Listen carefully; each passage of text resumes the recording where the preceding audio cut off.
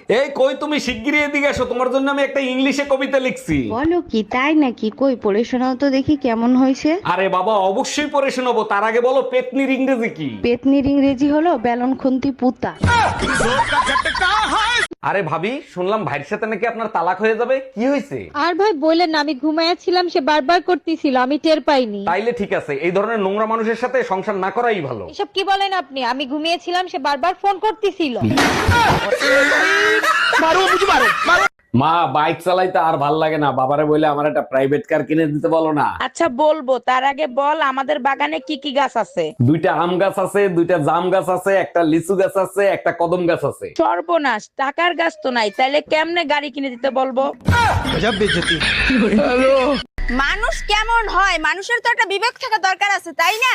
কি হয়েছে মা, কার উপরে তো রেগে গেছেন? আচ্ছা বৌমা, তোমার বাবার বাড়ি গিয়েছিলাম 100 টাকার কলা নিয়ে। তোমার বাবা মা কি পারতো না আমার হাতে কিছু আসার সময় টাকা দিয়ে দিতে?